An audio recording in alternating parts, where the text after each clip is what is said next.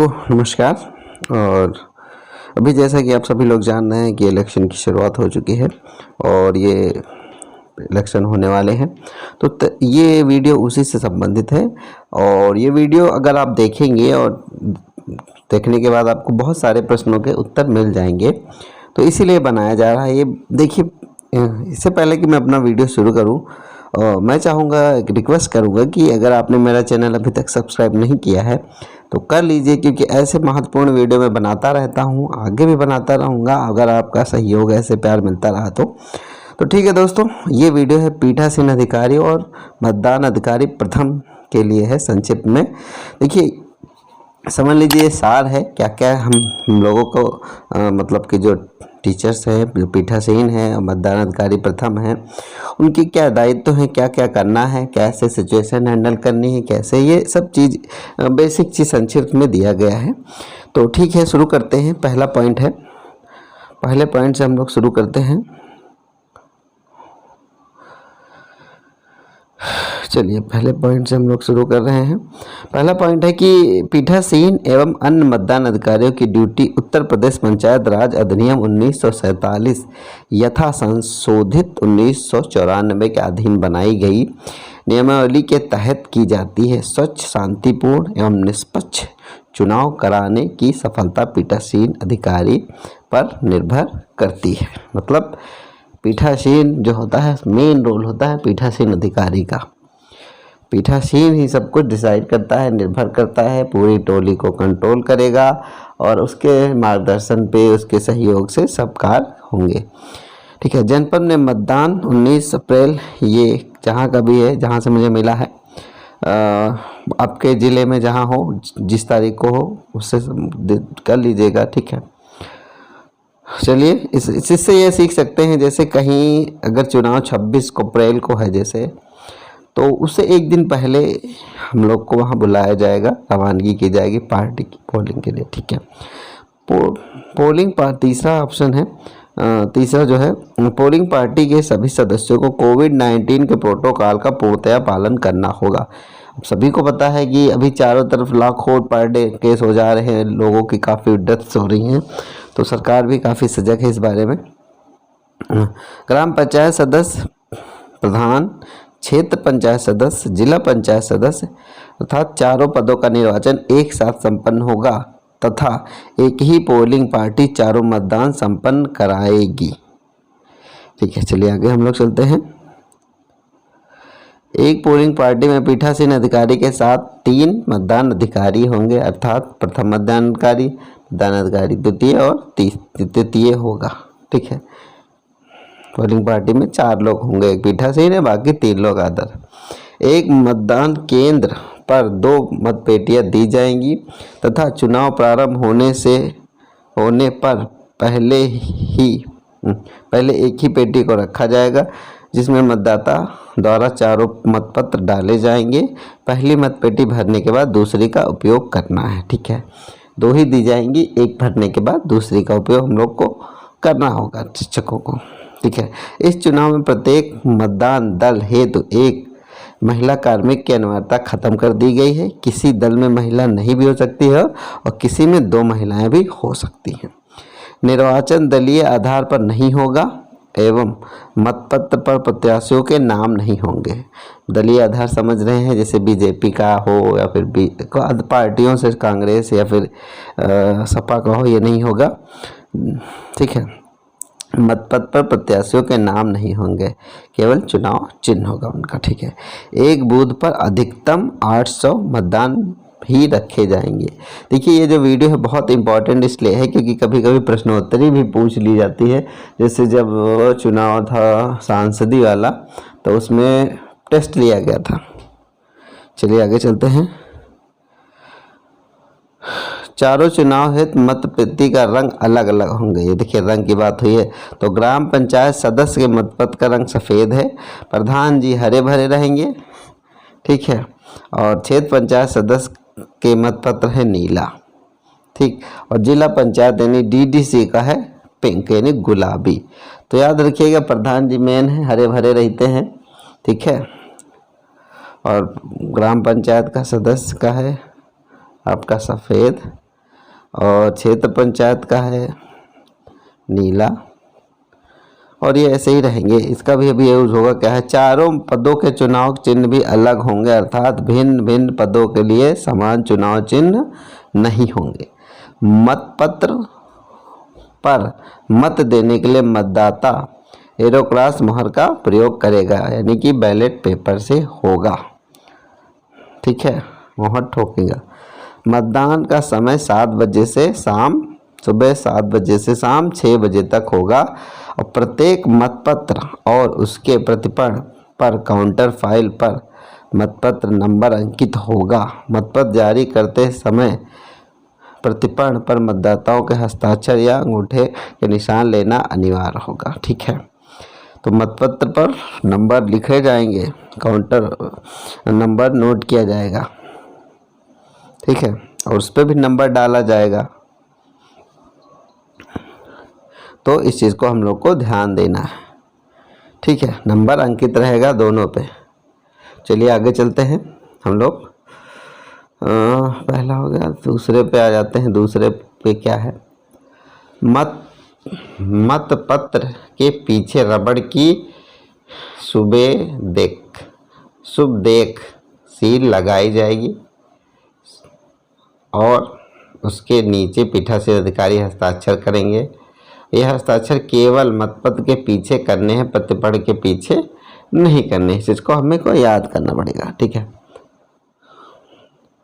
सामग्री में 2 शुभ देख मोहरें दी जाएंगी, जिनमें एक ग्राम पंचायत सदस्य एवं ग्राम प्रधान के मतपत्र के लिए है, तो दूसरी जो मोहर होगी दोहरे बॉर्डर वाली होगी, वो क्षेत्र पंचायत और जिला पंचायत सदस्य के लिए होगी। ठीक है, मतदान से पूर्व जाने के लिए महत्वपूर्ण कार्यवाही। ठीक है, मतदान से पूर्व की जाने वाली महत्वपूर्ण कार्यवाही। मतदान की सामग्री लेते समय उसकी सावधानी से जांच कर लें और यह सुनिश्चित कर लें कि वह पूरी संख्या और मात्रा में सही हालत में है। देखिए, मैं अगर पर्सनल व्यू दूंगा तो ये चीज़ सबसे इम्पोर्टेंट है कि आप जब सामान लें अपना, वहाँ पे जो आपको झोला मिलेगा, तो वो आपका सामान जो होगा उसमें जब देख लो भाई कि सब चीज़ सही सलामत है कि नहीं है। क्योंकि अगर आपने सामान गलत लिया फिर वहाँ आपको वो थोड़ी मिलेगा। मिल भी जाएगा, मान लो सेक्टर मजिस्ट्रेट किसी तरह कर देंगे, लेकिन आपको उस समय बहुत दिक्कत का सामना करना पड़ सकता है। ठीक है, आपको दी गई निर्वाचक नामावली की सभी प्रतियां हस्ताक्षरित, प्रमाणित एवं सही दशा में है। निर्वाचन नामावली का जो भाग दिया गया है वह उन्हीं भागों से संबंधित है जिनके लिए मतदान स्थल स्थापित किया, यानी कि जो आपकी नामावली और दी गई है लिस्ट जो है वो जहां आपकी ड्यूटी लगी है उसी ग्राम सभा की है कि नहीं है, ये भी जानना जरूरी है। चेक करने में ही पता चलेगा। 2 शुभ देख मोहरें आपको प्राप्त हो गई हैं या नहीं, अभी बताया था, डबल बॉर्डर वाली, सिंगल बॉर्डर वाली।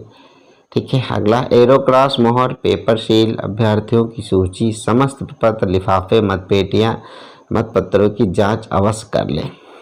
ठीक है, चारों निर्वाचन के लिए मतपत्रों की निर्धारित गड्डियां मिल गई हैं अथवा नहीं, ये देख लें।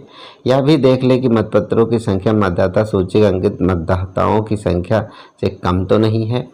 मतपत्र एवं उसके प्रतिपण पर अंकित क्रमांक मिलान कर लें। क्रमांक ठीक से मेल न खाने एवं चुनाव चिन्ह ठीक से मुद्रित न होने की दशा में से मतपत्र ऊपर क्रॉस लाइन खींच कर उसे रद्द कर दिया जाए और उस पर पीठासीन अधिकारी द्वारा हस्ताक्षर कर दिए जाए। मतदान स्थल पर पहुंचकर प्रस्तावित मतदान स्थल का निरीक्षण कर लें। कोई कमी होने पर अपने सेक्टर मजिस्ट्रेट को अवगत करा दें। प्रत्याशियों के मतदान अभिकर्ताओं से मतदान आरंभ होने के कम से कम 30 मिनट पहले पहुंचने के पूर्व में ही कह दें। ठीक है, सुबह जो 7 से शुरू होगा तो 6:30 बजे से पहले ही कह दें कि भैया आप आ जाओ। मतदान से पूर्व मतपेटी को सील करने की कार्यवाही अभिकर्ताओं की उपस्थिति में सही प्रकार से कर लें। इसके लिए सीलिंग की कार्यवाही प्रशिक्षण के दौरान अच्छी तरह से सीख लें। मतदान प्रारंभ होने से पूर्व की जाने वाली घोषणा प्रपत्र 25/6 में अवश्य भर लें। मतपत्र के पीछे शुभदेख सील लगाकर वार्ड क्रमांक या निर्वाचन क्षेत्र का क्रमांक भरकर स्थिति के अनुसार उन्हें तैयार कर लें। मतदान के समय की जाने वाली महत्वपूर्ण तैयारी, ये देखिए महत्वपूर्ण तैयारी। मतदान के समय की जाने वाली महत्वपूर्ण कार्यवाही देखिए क्या है। मतदान निर्धारित समय 7 बजे से प्रारंभ कर दिया जाए। मतदाताओं के प्रवेश करने पर मतदान अधिकारी प्रथम मतदाता, देखिए रोल है प्रथम मतदाता अधिकारी के लिए, मतदाता के नाम और उसके द्वारा बताए गए अन्य ब्यौरे को निर्वाचक नामावली में दी गई